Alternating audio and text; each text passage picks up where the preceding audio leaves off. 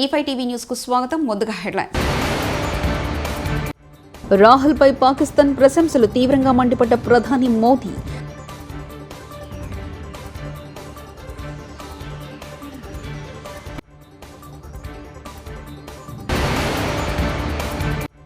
Amit Shah fake video, Hyderabad లో ఢిల్లీ పోలీసుల ఆరా.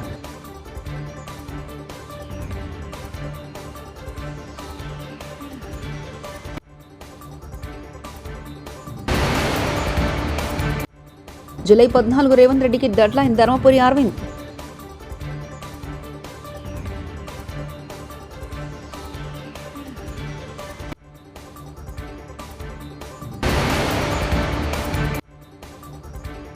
ఎన్నికల వేళ ఉద్యోగులకు జగన్ సర్కార్ దిమ్మతిరిగే షాక్.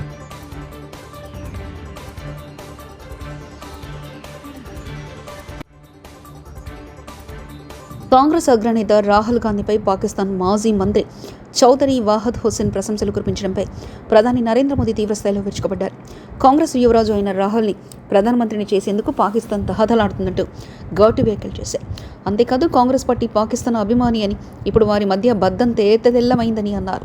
గుజరాత్లోని ఆనంద్ ప్రాంతంలో నిర్వహించిన ఎన్నికల ప్రచారంలో భాగంగా మోదీ ఈ వ్యాఖ్యలు చేశారు. కేంద్ర హోంమంత్రి అమిత్ షా వీడియో మార్పింగ్ కేసులో ఢిల్లీ పోలీసులు దర్యాప్తు ముమ్మరం చేశారు. హైదరాబాద్ చేరుకున్న ఢిల్లీ పోలీసులు నిందితుల ఆచూకీ కోసం ఆరా తీస్తున్నారు. ఇప్పటికే ఈ కేసుకు సంబంధించి 5గురిని హైదరాబాద్ CCS పోలీసులు అదుపులో తీసుకొని విచారిస్తున్నారు. వీరిని గచ్చిబౌలి పోలీసులు అదుపులో తీసుకొని CCS పోలీసులకు అప్పగించారు. ప్రస్తుతం పోలీసుల అదుపులో మన్య సతీష్, ఆస్మా, తస్లిమా, గీతా, శివ ఉన్నారు. ఎన్నికల సమయంలో ఏపీ ప్రభుత్వం ఉద్యోగులకు కరెంట్ షాక్ ఇచ్చింది. ప్రభుత్వం కల్పించిన అకాడమిక్లో కరెంటు బిల్లులు ఎక్కువ రావడంతో అపార్ట్మెంట్లో ఉన్న వారి వద్ద నుంచి వసూలు చేయాలంటూ సర్కార్ ఆదేశాలు జారీ చేసింది. ఏపీ సెక్రటేరియట్, అసెంబ్లీ విభాగాధిపతి కార్యాలయంలో పనిచేస్తున్న వారికి షేరింగ్ పై ప్రభుత్వం అకామిడేషన్ ఇస్తున్న విషయం తెలిసిందే. వీరింటున్న ఫ్లాట్ల విద్యుత్ బిల్లు పరిమితికి మించి వస్తుండటంతో బిల్లులు చెల్లించాలని GAD అకామిడేషన్ విభాగాన్ని విద్యుత్ శాఖ కోరింది. సీఎం రేవంత్ పై నిజామాబాద్ భాజపా ఎంపీ అభ్యర్థి ధర్మపురి అరవింద్ కీలక వ్యాఖ్యలు చేశారు. జూలై 14 రేవంత్ రెడ్డికి డెడ్ లైన్ అని హెచ్చరించారు. జగిత్యాల జిల్లా కోరుట్లలో, ఐలాపూర్, మల్లాపూర్లో ధర్మపురి అరవింద్ ఎన్నికల ప్రచారం నిర్వహించారు. ఈ సందర్భంగా ఆయన మాట్లాడుతూ 10 ఏళ్ల పాలనలో కేసీఆర్ కొన్ని అయినా హామీలు అమలు చేశారని, రేవంత్ 6 గ్యారెంటీలను పట్టించుకోవట్లేదని మండిపడ్డారు. SC, ST, BC రిజర్వేషన్ ముట్టేది లేదు. ఎవరు వచ్చాళ్ళకెళ్ళి తీసుకొని ముస్లింలకు ఇచ్చేది లేదు. ఇది భారతీయ జనతా పార్టీ నరేంద్ర మోడీ బతుకున్నంత కాలం ఇది ఎవ్వరు కూడా ఈ రిజర్వేషన్లను ముట్టుకోడు. నీ గ్యారెంటీల సంగతి ఏందని అని అడుగుతావని అందరినీ మభ్యపెట్టనీకి, అందరినీ టాపిక్ డైవర్ట్ చేయనీకి కొత్త పూటకం పెట్టిండు. నువ్వు ముఖ్యమంత్రి గుడ్లు మోసుడైందా సభలో? ఆ ముఖ్యమంత్రి లెక్కున్నాడు ఆయన పక్కకి. సరే, ఈ ముఖ్యమంత్రి అంటే అందరినీ తిట్టుకుంటా భాష వ్యవహారం రేవంత్ది అందరికీ తెలుసు. ఈ పెద్ద మనిషికి ఏందని ఆయన కూడా గుడ్లు పోస్తున్నాడు. ఈ 75 సంవత్సరాల జీవన్ రెడ్డి కూడా గుడ్లు పోస్తాడా? పక్కకు చెప్పాలా రేవంత్ రెడ్డికి? ఏమైనా నువ్వు ముఖ్యమంత్రి అయినా మర్చిపోయినావా అని చెప్పాలనా? చెప్పుడు పోయి ఈయన కూడా గుడ్లు పోస్తున్నాడు. ఈ గుడ్డు మోస్తాడా పోయి పార్లమెంట్కి ఓట్లేస్తే? కాబట్టి అంతా చిల్లర చేస్తున్నారు. రాజకీయాలు అబద్ధాలు చెప్తున్నారు, ప్రజల్ని మోసం చేస్తున్నారు. ఆ కేసీఆర్ మోసం చేసి ఆ కేసీఆర్ అన్న 13 సంవత్సరాలు తెలంగాణ కోసం కొట్లాడిండు. ఇచ్చిన రోజులు రైతు బంధు ఇచ్చిండు, కరెంట్ ఇచ్చిండు. ఇంకోటి ఏంది మరి అదేంది పెన్షన్ 2000కు పెంచిండు. అది అన్నీ అయిపోయినాక వేరే మస్తు వాగ్దానాలు, ఇండ్లు కట్టియాలి అంటే ఏమంటారు, అది కుండలు పెట్టి బిందెలు ఎత్తుకపోయిండు, అది వేరే విషయం. కానీ కుండలనే పెట్టిండు. కుండ లేదు, బిందె లేదు, గుడ్డు లేదు, కాకరకాయ లేదు. ముఖ్యమంత్రి రేవంత్ రెడ్డి సస్పెన్షన్ కోసం మహిళలు కించపరిచేలా మాట్లాడుతున్నారని బారాస ఎమ్మెల్యే సబితాఇంద్రారెడ్డి ధ్వజమెత్తారు. కాంగ్రెస్ అభ్యర్థి లక్ష్మారెడ్డిపై 60,000 ఓట్ల తేడాతో గెలిచిన తనను త్రుటిలో తప్పించుకుని మహేశ్వరంలో గెలిచారని రేవంత్ అనడం సరికాదన్నారు. తనపై భాజపా మహిళా నాయకురాలు DK అరుణపై రేవంత్ వ్యాఖ్యల పట్ల మహిళా సమాజం ఆలోచించాలని సబితాఇంద్రారెడ్డి సూచించారు. కోరుతా ఉన్నాను ప్రజలకి, ఇక్కడున్న ప్రజలకి నా మీద నమ్మకం, విశ్వాసానికి అదొకటి తార్కాణమని మరొకసారి మీకు మనవి చేస్తూ ఉన్నాను.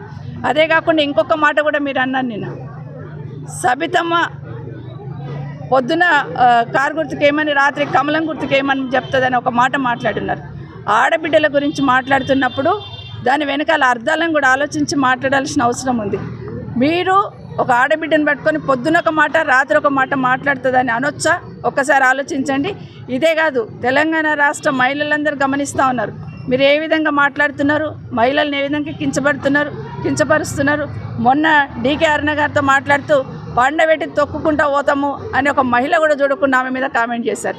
ఈరోజు నేను ఒక లేడీని కూడా చూడకుండా పొద్దున ఒక మాట, రాత్రి ఒక మాట మాట్లాడుతాను మాట్లాడినారు. మీలాగా ముందు మీలాగా ఎదుటి పార్టీ వాళ్ళకి సహకరించే విధంగా నేను మాట్లాడాను. ఎందుకంటే కొండా విశ్వేశ్వరరెడ్డి చాలా మంచోడని మీరే మీ వేదిక మీద చెప్పారు. అంటే ఇండైరెక్ట్గా మీ పక్కనున్న మీ క్యాండిడేట్ మంచోడు కాదనే కదా ఇది ప్రజలందరూ గమనిస్తూ ఉన్నారు. మీరే బీజేపీ పార్టీని గెలిపించడానికి ఈ రాష్ట్రంలో కంకణం కట్టుకున్నారనేది ప్రజలకు తెలుసు. ఈరోజు కాంగ్రెస్ పార్టీ కార్యకర్తలకు కూడా తెలుసు. అది గమనిస్తూ ఉన్నారు కింది స్థాయిలో ఏం జరుగుతుంది అనేది ఏదైనా మాట్లాడుతున్నప్పుడు. ఎందుకంటే మాట్లాడుతున్నప్పుడు ఆడబిడ్డల గురించి మాట్లాడుతున్నప్పుడు కాస్త ఆలోచించి మాట్లాడమని ముఖ్యమంత్రి గారు కోరుతా ఉన్నాను. ఎందుకంటే ఏ మాట మాట్లాడుతున్నా కూడా ఏదో సెన్సేషనల్ కోసం దయచేసి మాట్లాడొద్దని మరొకసారి విజ్ఞప్తి చేస్తూ ఫోన్ ట్యాపింగ్ కేసులో తాను హరీష్ రావు రేవంత్ బాధితులమని కరీంనగర్ ఎంపీ బండి సంజయ్ ఆరోపించారు. హైదరాబాద్లోని భాజపా కార్యాలయంలో నిర్వహించిన మీడియా సమావేశంలో ఆయన మాట్లాడారు. 317 జీవో టీఎస్పీఎస్సీ సమయంలో తనను అరెస్ట్ చేయడానికి కారణం ఫోన్ ట్యాపింగ్ అని తెలిపారు. కాంగ్రెస్ ప్రభుత్వానికి చిత్తశుద్ధి ఉంటే ఈ కేసును సీబీఐకి ఇవ్వాలని డిమాండ్ చేశారు. కలిసి రామరాజు గతంలో బీఆర్ఎస్ పార్టీ ఏ విధంగా వివరించిందో అనేక అంశాల మీద కేసీఆర్ గారు ఏ విధంగా వివరించారో అదే పందాను ప్రస్తుతం కాంగ్రెస్ పార్టీ ప్రభుత్వం రాష్ట్ర ముఖ్యమంత్రి గారు కూడా అదే పందాన్ని కొనసాగిస్తున్నారు. కాంగ్రెస్ పార్టీ ప్రభుత్వం కూడా అదే పందాన్ని కొనసాగిస్తున్నది. తెలంగాణ రాష్ట్రంలో పూర్తి వ్యవస్థలను నాశనం చేసినటువంటి, ప్రజాస్వామ్యాన్ని కూని చేసినటువంటి, వ్యక్తిగత స్వేచ్ఛకు భంగం కలిగేలా తయారైనటువంటి ఫోన్ ట్యాపింగ్ కేసు. ఈ ఫోన్ ట్యాపింగ్ కేసు సంబంధించి గతంలో ఏ స్థాయిలో ఈ ఫోన్ ట్యాపింగ్ కేసు సంబంధించి ఆరోపణలు, అరెస్టులు, విచారణలు, రిమాండ్లు ఇవన్నీ జరిగినాయి. అంత తీవ్రమైనటువంటి కేసు కనీసం ఇప్పుడు చర్చలో లేదు. ఎందుకంటే డైవర్ట్ చేసి రెండు పార్టీలు కలిసి కుమ్మక్కై ఈ ఇష్యూ డైవర్ట్ చేసి పడేసింది. ఈ కేసును నీరుగార్చే ప్రయత్నం చేసినాయి వాళ్ళు కూడా. ఈ ఫోన్ ట్యాపింగ్ కేసు సంబంధించి ఇది కరీంనగర్ జిల్లా రాజన్న సిరిసిల్ల జిల్లా సిరిసిల్ల కేంద్రంగా జరిగింది. దీనిలో వాస్తవానికి బీఆర్ఎస్ పార్టీ నాయకులతో పాటు ఆ కేసును నీరుగార్చడానికి, కేసీఆర్ కుటుంబాన్ని కాపాడడం కోసం కాంగ్రెస్ పార్టీకి సంబంధించినటువంటి కరీంనగర్ సంబంధించినటువంటి ఒక మంత్రి హస్తం ఉంది. ఈ మంత్రి కేసీఆర్ కొడుకుతోని లాలుచిపడి చీకటి ఒప్పందాలు కుదుర్చుకొని ఈ కేసును నీరుగార్చడానికి తీవ్ర ప్రయత్నాలు చేస్తూ వాళ్ళకు సలహాలు సూచనలు ఇస్తూ వాళ్ళు ఇచ్చే సూచనలు సలహాలు పాటిస్తూ దాని ప్రధాన నిందితులకు వత్తాసు పలికే ప్రయత్నం కరీంనగర్ సంబంధించిన మంత్రి చేస్తున్న విషయం వాస్తవం.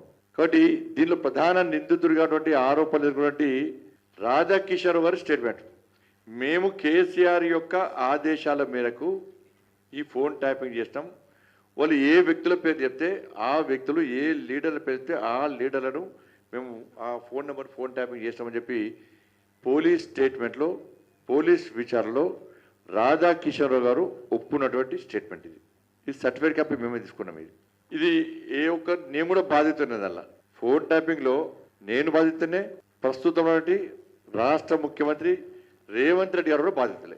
అందుకే 317 జీవో అప్పుడు కానీ, టీఎస్పీఎస్సీ అప్పుడు కానీ మిమ్మల్ని అరెస్ట్ చేయడం ఇవన్నీ కూడా దానిలో భాగమైంది. మేమిద్దరం కాదు, హరీష్ రావు కూడా బాధితుడు. ఇలా కేసీఆర్ అల్లుడు హరీష్ రావు కూడా బాధితుడే. ఎందుకంటే పాపం సంవత్సరం పాటు పాపం మంత్రి పదవి ఇవ్వలే హరీష్ రావు గారికి. ఎందుకంటే హరీష్ రావు గారు ఫోన్ ట్యాపింగ్ జరుగుతూనే సంవత్సరం పాటు మంత్రి పదవి ఇవ్వాలి. ఆయన కూడా బాధితుడే పాపం. అసెంబ్లీ ఎన్నికల సందర్భంగా బీఆర్ఎస్ పార్టీ ప్రభుత్వం పోతుంది కాబట్టి, కాంగ్రెస్ పార్టీ ప్రభుత్వం వచ్చే అవకాశాలు ఉన్నాయి కాబట్టి మనం కూడా కాంగ్రెస్ పార్టీ నాయకులతో సన్నిహిత సంబంధాలు ఉంచుకోవాలి. లేకుంటే మనకి ఇబ్బంది వస్తుందని చెప్పి ఓ ప్లాన్ చేసినటువంటి ప్రభాకర్ రావు గారు ఇలా ఎన్నికల సందర్భంగా, అసెంబ్లీ ఎన్నికల సందర్భంగా కరీంనగర్కి వచ్చి కరీంనగర్లో అడ్డబిటాయించి, రాధాకిషన్ రావు గారు కరీంనగర్కి వచ్చి ప్రతిమా హోటల్లో 314 రూమ్ నెంబర్లో ఉండి ఆడ ఏం బిల్లులు చెల్లించకుండా, ఆడ రికార్డులో ఆయన పేరు రాయకుండా చాలా రోజుల పాటు అక్కడ అడ్డబిటాయించి ఇలా ఫోన్ ట్యాపింగ్ చేయడం జరిగింది. ఎందుకంటే ఇవాళ కాంగ్రెస్ పార్టీ మీద అనుమానాలు వస్తున్నాయి. ఇవాళ రాధాకిషన్ రావు గారి స్టేట్మెంట్లో కేసీఆర్ ఆదేశం మేరకే మేము ఈ విధంగా ఫోన్ ట్యాపింగ్ చేస్తామని చెప్పి ప్రధాన నిందితుడు ఆరోపించినప్పుడు మరి రాష్ట్ర ప్రభుత్వము ఈ విషయంలో ఎందుకు క్రిమినల్ చర్యలు చేపడతలేదు? కనీసం 41 నోటీస్ ఎందుకు ఇస్తలేదు? ఇవాళ ఆరోపణ పక్కగా స్టేట్మెంట్ ఇచ్చి కాడేసారు ఇవాళ మీరు. స్టేట్ పోలీసే ఇలా కేసీఆర్ రాధాకిషన్ రావు గారు ఆయన స్టేట్మెంట్లో కేసీఆర్ పేరు ప్రస్తావించి బీఆర్ఎస్ మెదక్ అభ్యర్థి వెంకట్రామరెడ్డిపై దుష్ప్రచారం చేస్తే సహించేది లేదు. బీజేపీ మెదక్ అభ్యర్థి రఘునందన్ రావుపై మాజీ మంత్రి సిద్దిపేట ఎమ్మెల్యే హరీష్ రావు తీవ్రస్థాయిలో మండిపడ్డారు. గతంలో బీజేపీ అభ్యర్థి రఘునందన్ రావు దుర్భాగ అసెంబ్లీ ఎన్నికల్లో ఫేక్ న్యూస్ ప్రచారం చేశారని ఆరోపించారు. బుధవారం సిద్దిపేట జిల్లా కేంద్రంలోని 35, 36 వార్డులలో ఇంటింటికి ఎన్నికల ప్రచారంలో హరీష్ రావు, బీఆర్ఎస్ ఎంపీ అభ్యర్థి వెంకటరెడ్డి పాల్గొన్నారు. అంటే ఏదైనా నిజాలు చెప్తే, వాస్తవాలు చెప్తే, వాస్తవాల ఆధారంగా ప్రజలు నిర్ణయం తీసుకుంటారు.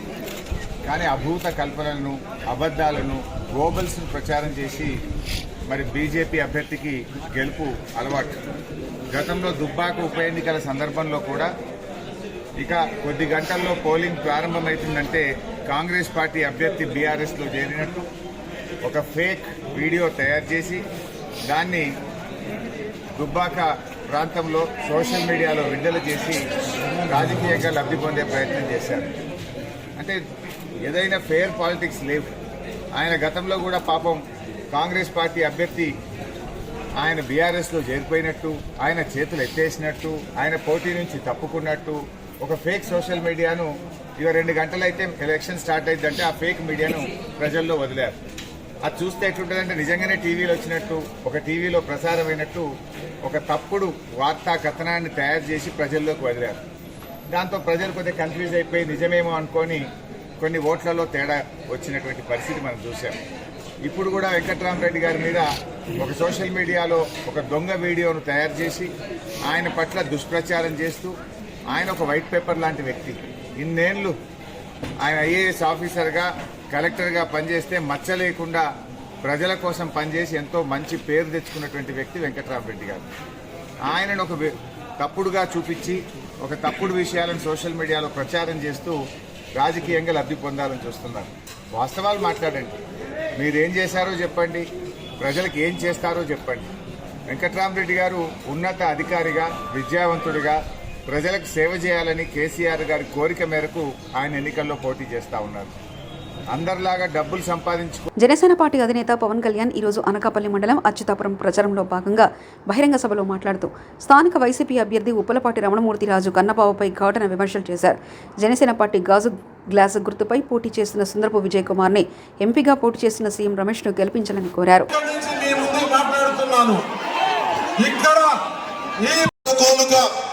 మరి కబ్జాలు పెట్టేస్తున్నారు స్థలాలు ఇవన్నీ. రేపు పొద్దున land titling act, Jagan land grabbing act వచ్చిన తర్వాత మీరు గొడవ పెట్టడానికి కూడా లేదు, కోర్టుకి వెళ్ళడానికి లేదు. వెళ్తే హైకోర్టుకి వెళ్ళాలి. నాకే హైకోర్టుకి వెళ్ళడానికి నేను ఆలోచిస్తాను. ఒక పార్టీ నడుపుతున్న వాడిని, ఇన్ని లక్షల మంది రోడ్ల మీదకి వస్తే లక్షల మంది జనం ఉన్నవాడిని నేనే ఆలోచిస్తాను హైకోర్టుకి వెళ్ళాలంటే. సగటు మనిషి మీ ఆస్తుల్ని కన్నబాబు రాజు గారు లాంటి వాళ్ళు దోచేస్తే రేపు భవిష్యత్తులో కోర్టులకు వెళ్ళడానికి కూడా లేదు. మహా వెళ్తే ఆఫీసుకి వెళ్ళాలంటే రెవెన్యూ ఆఫీసులకి వెళ్తే మళ్ళీ ఉన్నది వైసీపీ మనిషి ఉంటాడు. మళ్ళీ వాళ్ళు ఏం చేస్తారు, మళ్ళీ వాళ్ళే పెట్టేసుకుంటారు.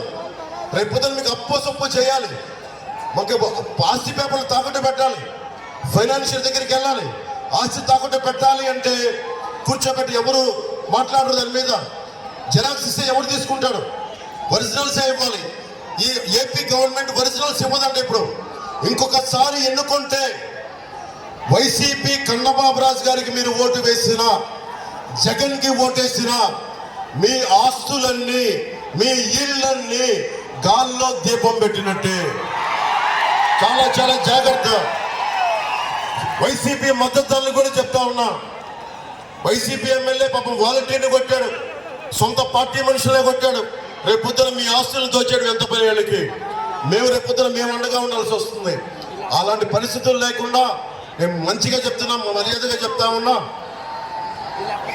Land titling act is not land titling act, it is Jagan's land grabbing act. మీ ఆస్తుల్ని దోచేయడానికి చట్టం తీసుకొస్తున్నాడు. మాట్లాడితే కేంద్రం. రాహుల్పై పాకిస్తాన్ ప్రశంసలు తీవ్రంగా మండిపడ్డ ప్రధాని మోదీ.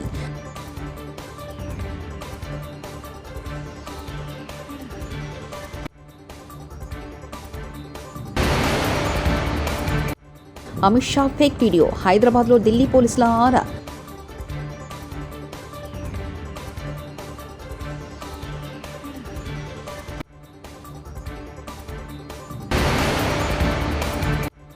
జూలై 14 రేవంత్ రెడ్డికి డెడ్లైన్ ధర్మపురి అరవింద్.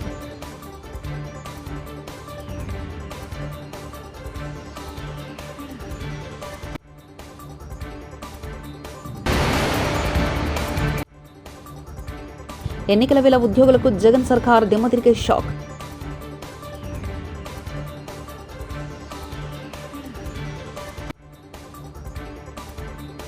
ఇవి బులెటిన్ విశేషాలు. చూస్తూనే ఉండండి E5 టీవీ న్యూస్.